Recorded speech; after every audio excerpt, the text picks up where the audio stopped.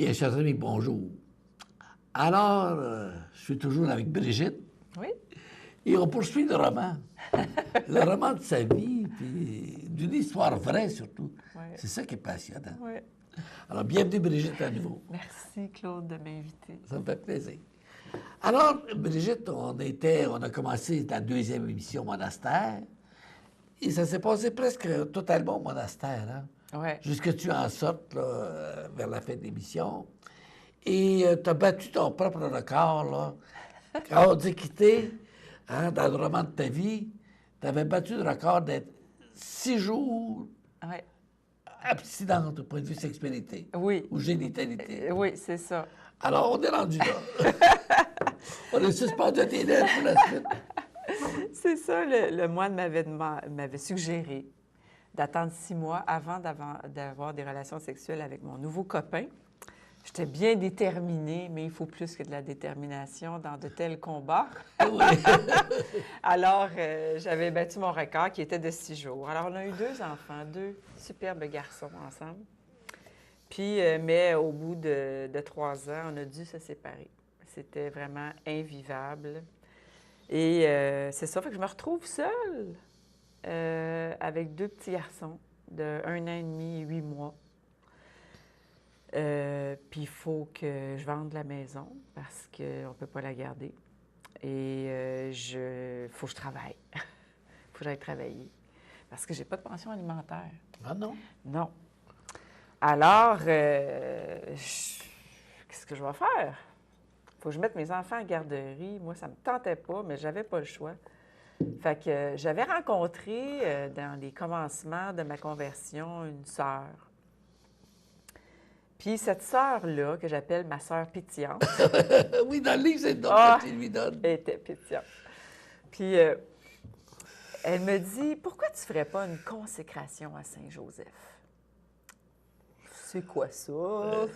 Saint-Joseph, le père de Jésus, là? Oui, oui. Ah, OK. Ben oui, OK. Fait que c'est comme un formulaire, si tu veux, ou c'est une prière qu'on adresse à Jésus, une prière de consécration. Moi, je la trouvais un petit peu vieillotte, là. Fait que j'ai rajouté quelques phrases qui faisaient en sorte que je demandais au Seigneur aussi de me donner de l'humour dans ma foi. Parce que je trouve que c'est un trait de ma personnalité. Oui. Puis c'était important pour moi de toujours garder mon humour. Fait que, j'ai fait cette consécration à Saint-Joseph en lui confiant mes enfants, mon revenu, ma maison, mon travail. Puis, Mais vraiment, quel travail tu faisais pendant ce temps-là? moi, j'étais journaliste indépendante. Je le suis toujours. Puis, tu ne gagnes pas assez d'argent pour faire vivre une famille quand tu es journaliste indépendante. Tu sais. Pigiste, dans le fond. C'est ça, tu es pigiste. Mais bon, tu peux être là-dessus temps plein puis bien gagner ta vie, mais c'était pas mon cas à cette époque-là. Fait que, dans le fond, ce que j'avais besoin, c'est de trouver un gros contrat payant. Puis ça pleut pas dans le milieu, là, tu sais. Fait que je fais ma consécration à Saint-Joseph. Puis j'ai confiance, vraiment, qu'il va me trouver un travail.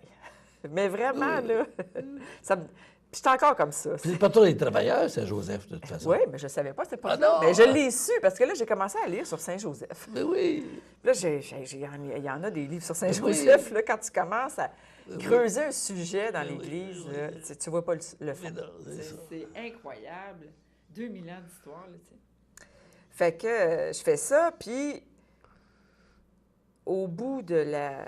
J'avais même pas eu le temps de finir ma neuvaine, parce qu'on s'était dit qu'on allait faire une neuvaine en disant la consécration tous les jours pendant 9 jours.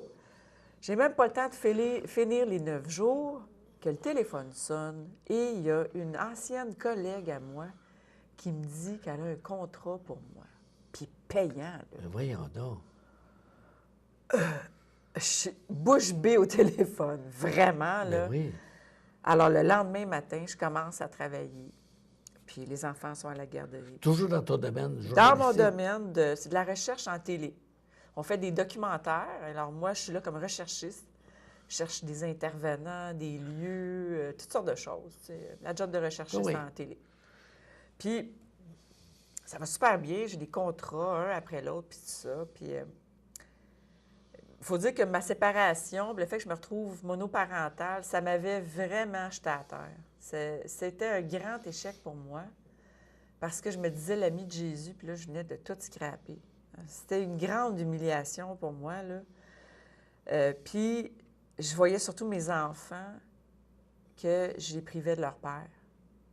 On n'avait pas le choix, mais je les privais de leur père. Puis quand ils étaient avec leur père, ils étaient privés de leur mère. Donc, ces enfants-là n'allaient jamais voir leurs parents s'aimer. Pour eux, là, c'était fini, ça. Bien, ça n'avait jamais commencé parce qu'on se chicanait tout le temps, là. Puis le plus vieux, souvent, il criait « Stop! » Tu sais, c'était pas beau. Fait que je décide, avec ma bonne sœur pétillante, de faire une promesse de chasteté. C'est quoi ça? C'est quoi ça, la chasteté? Oui, il y a ça aussi. J'en parle dans mon livre, La chasteté décaissée. Oui. Puis là, ma bonne sœur me fournit en livre et mon moine aussi pour découvrir le merveilleux monde de la chasteté. Qu'est-ce que c'est la chasteté? Qu'est-ce que c'est la continence? Qu'est-ce que c'est... Regarde, je creuse là-dedans et je découvre un monde incroyable de beauté. Et vraiment, moi, l'idée que je me faisais de ça, c'était que les gens qui vivaient ça, c'était des constipés et des frustrés sexuels, tu sais.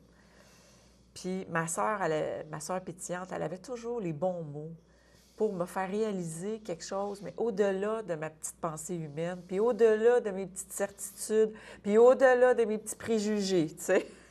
Qu'elle venait comme tout faire des liens avec plein d'affaires. Alors, puis pendant cette démarche-là, ça vient clair en dedans de moi qu'il faut que je fasse cette promesse-là. Puis là, je dis ça à Claire au téléphone. Je dis, elle va me prendre pour une folle. Elle va dire, ça y est, t'es tombée sur la tête avec tes histoires de Jésus, là. Mais non, elle dit, hey, moi aussi, je vais en faire. Ben voyons donc. Quoi? Puis, dans la même semaine qui a suivi, 2 autres femmes, où nous, on ne connaissait pas, avaient eu le désir, elles aussi, mère monoparentale, de faire une promesse de chasteté. Les 4 en même temps, on ne se connaissait pas. Puis, la même journée, le 8 juillet 2004, on fait une promesse de chasteté. Devant tout le monde, j'étais dans une famille spirituelle, un regroupement de familles, puis tout ça, puis on fait notre promesse devant tout le monde avec une formule et tout ça, la signature de mon moine, ma soeur, tu sais, vraiment quelque chose... Le moine était là. Oui, il était là, bien sûr. Il a toujours été là. Oui. Puis, il est encore toujours là. Oui. Puis, on fait ça très solennel, tu sais, puis on reçoit une belle croix pectorale là, en bois, là, avec la Sainte Famille au milieu. Puis, hey, je suis heureuse. C'est comme un mariage pour moi, là. Je suis heureuse, là. Et cette année-là, 2004-2005, jusqu'au 8 juillet 2005, ça a été une année de pur bonheur, où j'ai découvert 3 amis, où on a commencé à cheminer, les 4 filles ensemble, où on s'aidait avec nos enfants.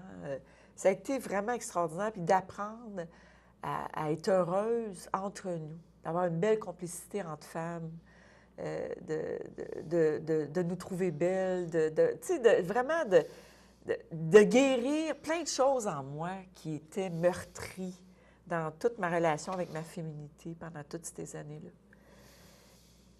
Alors, au bout d'1 an, on veut renouveler notre promesse. C'est trop bon. Alors, on renouvelle.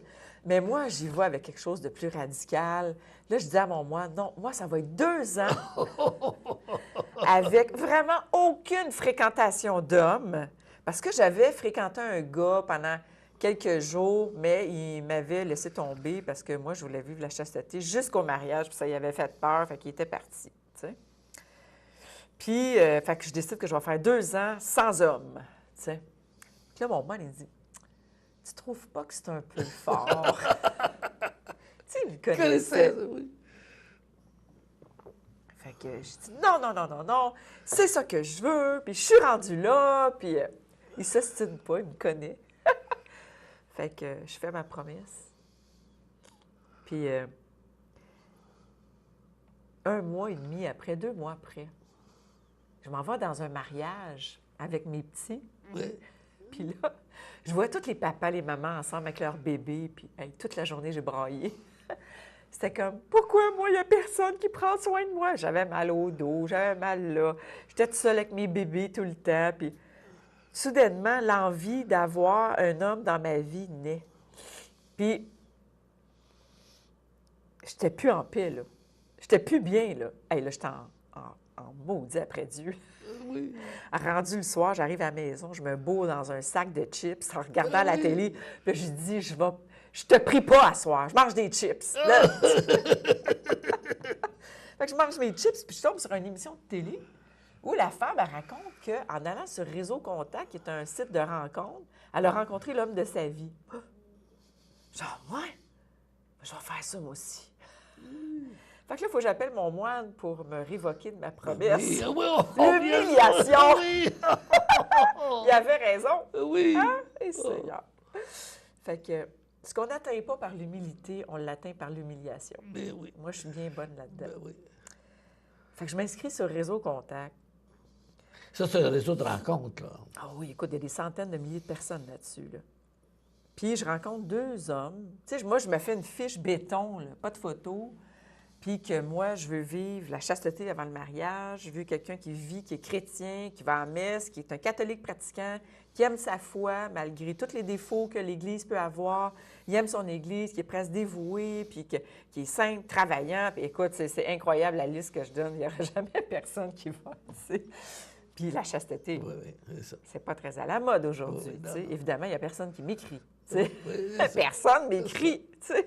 Il y en a 2 qui se risquent, mais quand ils réalisent, on se voit un soir, puis quand ils réalisent que vraiment, je veux vraiment vivre la chasteté, ils me flushent. C'est pas plus compliqué que ça. Puis le 3e que je rencontre me flush aussi parce que j'ai des enfants, puis bon, il n'est pas prêt à ça. Et là, c'est le désespoir total. Je m'effondre sur mon lit, je braille. Puis là, j'ai mon petit prie-dieu à côté avec l'icône de Saint-Joseph. Je rampe quasiment à genoux devant ma petite icône de Saint-Joseph. Puis là, je prie Saint-Joseph. Saint-Joseph, c'est un gars comme toi que je veux. Travaillant, qui est prêt à tout pour sa femme, qui est prêt à s'exiler, qui est prêt à perdre son travail, qui est prêt à perdre sa réputation, qui est prêt à tout laisser puis à fuir pour prendre soin de la femme et de son enfant, puis d'un enfant qui n'est même pas le tien.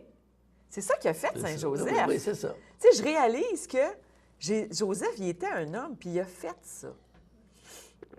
Fait que je dis, moi, là, ça va être rien en bas de ça. Puis là, je dis à Dieu, je m'enlève de Réseau Contact. Demain matin, je m'en vais me déconnecter. Puis c'est toi qui vas me choisir ma personne. Puis s'il faut que ce soit un quadraplégique laid qui pue, c'est correct. Ça va être lui. Oui. Tu comprends-tu?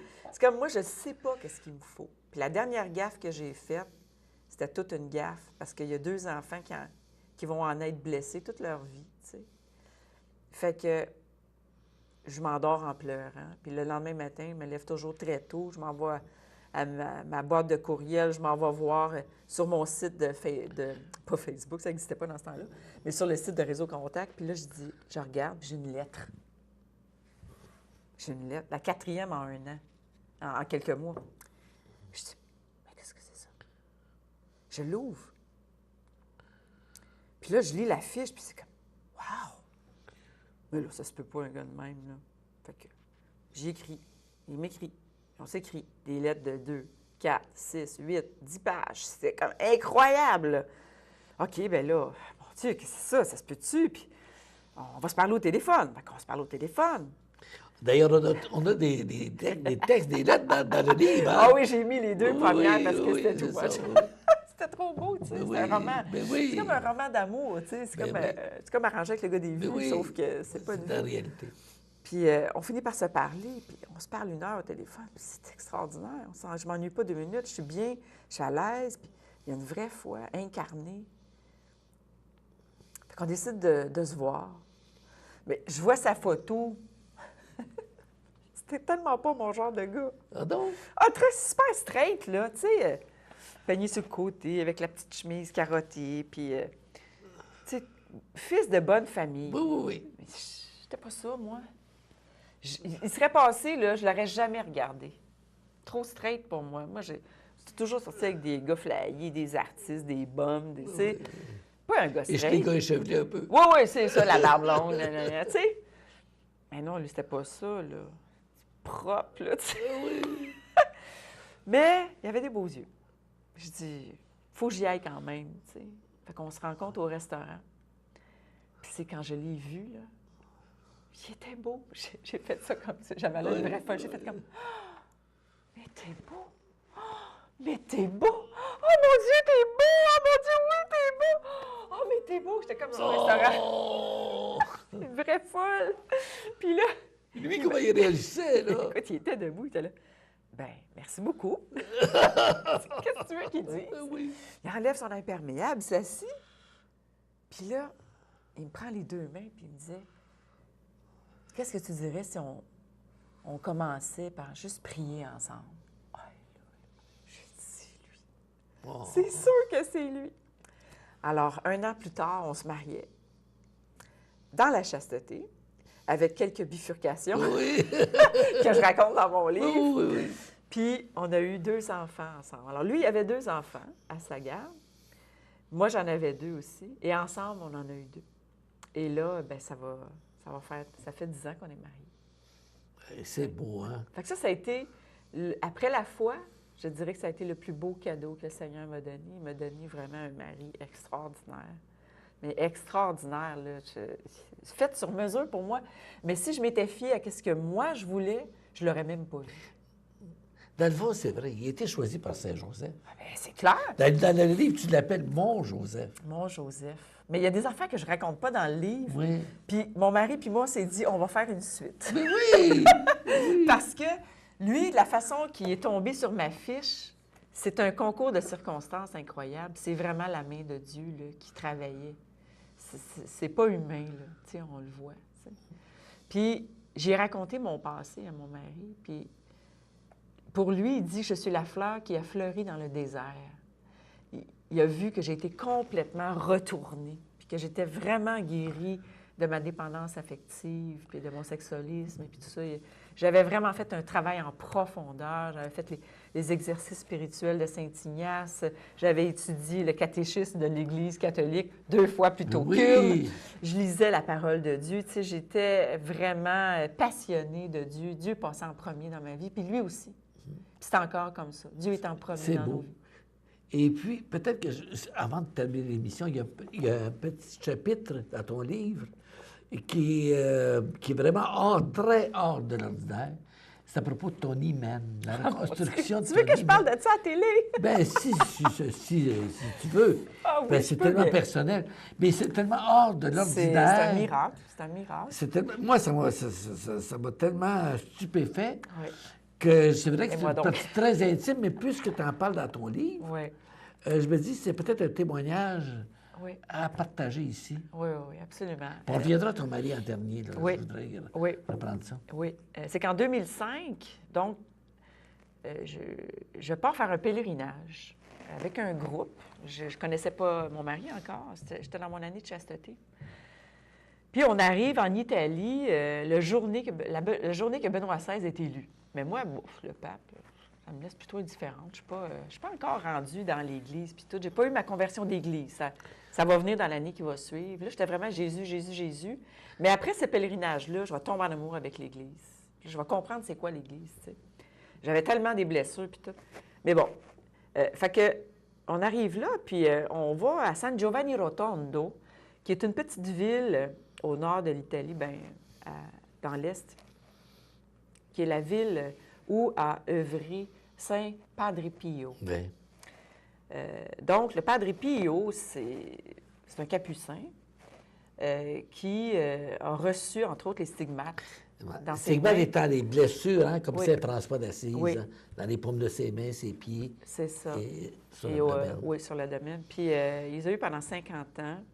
C'est très controversé, blablabla, tout ça. Mais moi, j'apprenais ça en étant là. Ah, mon Dieu, qu'est-ce que c'est ça, les stigmates? Je ne connaissais pas ça. Oui. Puis, on nous invite, comme pèlerins, à aller prier sur le tombeau de Padre Pio, qui est mort en 68, l'année où je suis née. Ah bon? Alors, ça fait comme, lui, il est mort l'année que je suis née. OK. Puis, il raconte sa vie, puis c'était un confesseur incroyable. Un confesseur, ça faisait la ligne pour aller à sa confession. des vedettes, des médecins, toutes sortes de monde, tu sais. Ils voyaient dans l'âme. Tu avais intérêt à dire la vérité. Oui! Moi, il me fascinait, ce bonhomme-là. C'était un grand mystique, mais un contemporain. Tu sais, c'était Oui. un homme d'aujourd'hui, là. Fait que là, il y a plein de monde. On descend comme dans un sous-sol pour... Puis là, tout le monde touche du bout du doigt le tombeau du Padre Pio. Puis moi, je dis, hey, si il est ce qu'il est, je ne vais pas juste effleurer. Moi, je vais y faire une demande. Je ne sais pas ce que je vais faire, mais quand je vais arriver devant le tombeau, faut que je lui demande quelque chose de vraiment grand, de vraiment impossible. Mais je ne sais pas quoi. Puis là, oups, je me retrouve devant. Puis la première chose qui me vient à l'esprit, c'est ce qui monte. Puis à mon avis, c'est l'Esprit Saint qui a parlé, c'est pas moi. Je me couche en croix sur le tombeau. Imaginez. C'était incroyable. Il y a plein de monde! Oui, imaginez, j'ai lu ça moi aussi, là. Tous les gens passent, ça se bouscule, les gens mettent la main. Oui. C'est comme si on était au tombeau du frère André Oui. à l'oratoire, là. Oui, moi, je me couche sur le tombeau de Toi, même. tu touches. C'est vrai de convertir radical, Ah, là. je te dis, j'avais pas d'allure, mais des fois, j'ai quand Ouais. Mais c'est ça, c'est l'amour fou de Dieu, ça fait faire des folies. La Vierge a fait manger de la bouette puis de l'herbe à Sainte-Bernadette. Ben oui. Alors, tu sais, là, tu peux bien Ben te oui. coucher en croix sur un tombeau, Ben c'est oui, pas bien ben grave. oui. Alors, je me couche sur le tombeau comme ça et je lui dis comme ça, puis ça sort tout seul, redonne-moi ma virginité. Je me lève, je dis, voyons, qu'est-ce que je viens de demander Oui. là? Oublie pas que je suis dans mon année de chasteté, Oui. là. Puis ça me fait travailler là, sur tout mon passé, puis tout mon rapport à mon corps, mon rapport à ma relation avec les autres, mon rapport à ma sexualité. Tu sais, je réapprends à marcher, moi, là. C'est ça qui m'arrive. Ça fait partie de cette démarche-là. Puis ça reste comme ça, on finit le voyage, puis c'est en 2010 que je vais avoir la réponse de cette prière. À un moment où je ne m'attends pas du tout. Moi, j'ai complètement oublié ça, là. Je m'en vais faire une agapé-thérapie à Kakuna. Et la sœur qui est là, tu sais, il faut qu'on parle à un moment donné, puis tout ça, qu'on fait nos pardons dans notre vie. Il y a une sœur, il y a mon accompagnatrice. Et là, tu sais, eux autres, ils ont vraiment comme des révélations. Ils voient des choses, c'est leur charisme. Moi, je connais ça, moi, je suis allé souvent. C'est ça. aussi. Puis je suis sûre qu'il y en a ici qui connaissent ça, là. Puis là, elle me dit, elle sort comme ça, là. Ah, je vois que ton hymen a été reconstitué. Là, j'arrête de respirer, tu Oui. comprends-tu? Quoi? Puis là, l'autre a dit, je confirme, comme ils font. Ah oui, oui, c'est ça. Je dis, là, c'est comme si je venais tomber en bas de ma chaise. Là. De quoi qu'il parle? Moi, mon hymen, mon hymen, là, je le regarde, mon hymen sexe, là. Tu sais, Oui, je suis oui. comme, de quoi qu'elle parle? Oui, oui. Là, elle répète. Mais je dis, voyons, donc, ça se peut pas.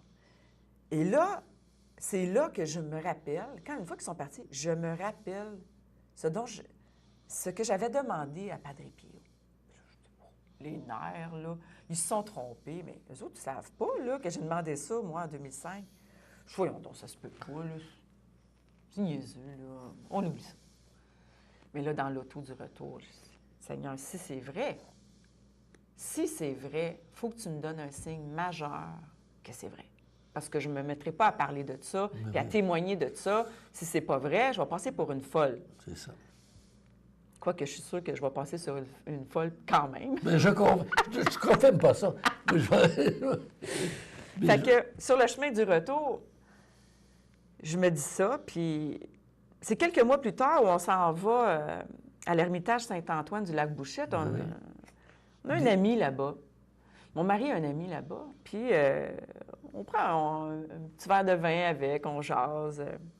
C'est un moine là-bas. Puis là, en jasant autour de la table, il dit qu'il s'inspire d'une journaliste qui est nouvelle dans le NIC, le Nouvel Informateur catholique, pour faire ses homélies.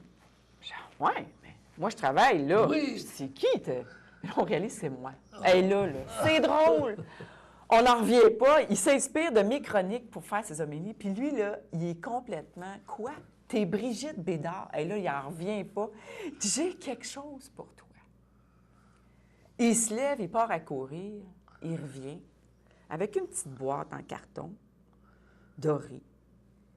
Puis il dit, je sais pas pourquoi, mais il fallait que je te la donne. Puis c'était à Brigitte Bédard, je voulais la donner. OK. Alors, je l'ouvre. Et c'est une relique majeure. Première tasse qu'on appelle. C'est ça, avec le certificat du Vatican. C'est une relique majeure des bandelettes que le Padre Pio portait sur ses stigmates. Et là, j'ai failli échapper. Je vois San Pio de Pietrelcina. Saint Pio de Pietrelcina. Fait que c'est sa ville natale. Et là, puis il me dit, c'est une relique majeure, majeure. Puis là, j'entends juste quand j'avais dit au Seigneur, donne-moi un signe majeur. Mais moi, je ne savais pas que ça ressemblerait à ça, un signe majeur. Je pensais que je verrais des étoiles dans le ciel avec une grosse éclair, tu sais. On pense tout le temps que ça va être... Non, le Seigneur, il passe dans des petites affaires. Et là, je suis bouche bée, là. Je dis, non, on s'en revient en auto, mon mari. Je dis, je peux pas croire, je peux pas le croire. Je dis, il va falloir qu'il me donne un autre signe. Donne-moi juste un petit signe, Seigneur, puis je vais en parler. On arrive à la maison, j'ouvre mon courriel, il y a plein de messages. Il y en a un là-dedans qui vient de la présidente du Renouveau charismatique de Montréal et qui me demande d'aller témoigner à leur journée de Pentecôte dans la salle de la chapelle de la réparation du Padre Pio. Alors... Avoue que c'est fort. Oui. Alors, Brigitte, notre émission tire à sa fin. C'est la troisième. On vous laisse avec ça comme histoire. On vous laisse avec ça, mais je reviens à ton mari. Oui. Parce que tu nous as dit que tu étais extasié devant lui. Ah oui. Tu l'as trouvé beau. Oui. Et puis, aurais-tu le goût de venir te présenter? Ça, c'est une autre question. Hein? Mon mari, il est bien low profile, Oui. tu sais. Mais oui, ça me ferait plaisir de vous le présenter. Bon. Puis il y a tellement de choses à dire, lui aussi. Ben, j'aimerais ça, là, on connaît ton histoire pas mal, avec Oui. passion. Mais ça serait intéressant qu'on continue l'émission avec lui, qui vient me conter son côté de la médaille aussi. Oui, hein? c'est ça. Parce que tu en parles aussi Oui. dans les dernières pages. Et ça me ferait plaisir de t'accueillir à nouveau. Bien, ça nous ferait plaisir. Je suis sûre que ça va lui faire plaisir. Parfait. Mais entre-temps, mes bien chers amis, pour terminer l'émission, je vous dis que Brigitte passe maintenant de façon régulière à l'émission, qui est une grande cote d'écoute, là, à TVA, qui est La Victoire de l'amour. Oui. Alors, Brigitte, il fait régulièrement des partages bibliques, des commentaires bibliques et de l'Évangile du dimanche. Alors, vous pouvez écouter. Et puis, l'émission du matin, parfois. Oui, le mardi matin, petite chronique. Les chroniques, il est maintenant à plein temps, dans le fond. Hein? Oui, oui. Journaliste à plein temps à l'émission La Victoire de l'amour. Alors, c'est intéressant. Et puis, tu es aussi avec une autre revue, hein, la Oui. suite du qui s'appelle... Oui, qui s'appelle Le Verbe, Le Verbe. maintenant, qui est un magazine catholique qui est superbe, qui est vraiment dynamique, puis profond, qui est un beau magazine. Alors, souvent, je vais écrire là, des témoignages, des longs témoignages de conversion. Puis je travaille aussi comme journaliste pour le diocèse de Montréal. Bon. Ouais. Alors, voyez-vous, hein, ça nous a fait plaisir de t'accueillir. Et puis, je suis toujours le même enthousiasme devant une personne comme ça qui a vécu autant de parcours. Alors, au plaisir de te revoir. Merci d'être venu nous voir. Puis on t'attend avec ton Joseph qui s'appelle Hugues. Oui, c'est ça. Bien, chers amis, à bientôt. Au plaisir de vous revoir.